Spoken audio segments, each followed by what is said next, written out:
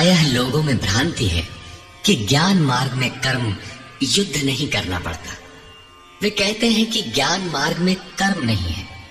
मैं तो शुद्ध हूं, बुद्ध हूं, चैतन्य हूं, अहम ब्रह्मास्मि।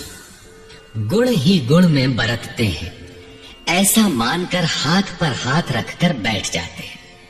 योगेश्वर श्री कृष्ण के अनुसार ये ज्ञान योग नहीं है। ज्ञान योग में भी वही कर्म करना है जो निष्काम कर्म योग में किया जाता है। दोनों में केवल बुद्धि का, दृष्टिकोण का अंतर है। ज्ञान मार्गी अपनी स्थिति समझकर अपने पर निर्भर होकर कर्म करता है, जबकि निष्काम कर्मयोगी इष्ट के आश्रित होकर कर्म करता है। करना दोनों मार्गों में है और वो कर्म भी एक ही है जिसे दोनों मार्गों में किया जाना है। केवल कर्म करने के दृष्टिकोण दो हैं।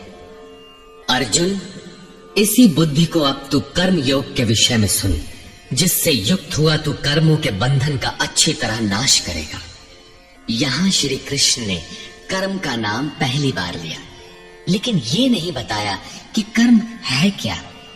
अब कर्म न बताकर पहले कर्म की विशेषताओं पर प्रकाश डालते हैं।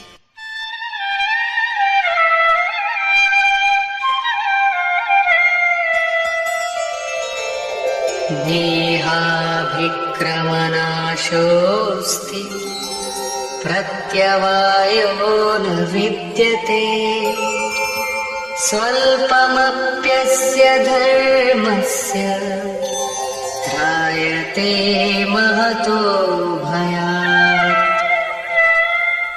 इस निष्काम कर्म योग में आरंभ का अर्थात बीज का नाश नहीं होता, सीमित फल रूपी दोष नहीं है।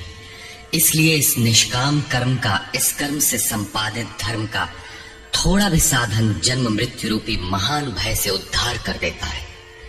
आप इस कर्म को समझें और उस पर 2 कदम चल भर दें, जो सदगृहस्थ आश्रम में रहकर ही चला जा सकता है। साधक तो चलते ही हैं। बीज भर डाल दें तो अर्जुन, बीज का नाश नहीं होता। प्रकृति में कोई क्षमता नहीं, ऐसा कोई अस्त्र नहीं कि उस सत्य को मिटा दे। प्रकृति केवल आवरण डाल सकती है, कुछ देर कर सकती है, किंतु साधन के आरंभ को मिटा नहीं सकती।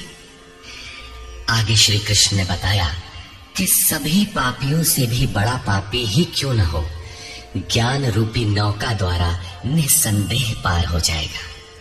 ठीक उसी बात को यहाँ कहते हैं कि अर्जुन, निष्काम कर्मयोग का बीजारोपण भर कर दें तो उस बीज का कभी नाश नहीं होता। विपरीत फल रूपी दोष भी इसमें नहीं होता कि आपको स्वर्ग, रिद्धियों या सिद्धियों तक पहुंचाकर छोड़ दे। आप ये साधन भले छोड़ दें, किंतु ये साधन आपका उद्धार करके ही छोड़ेगा।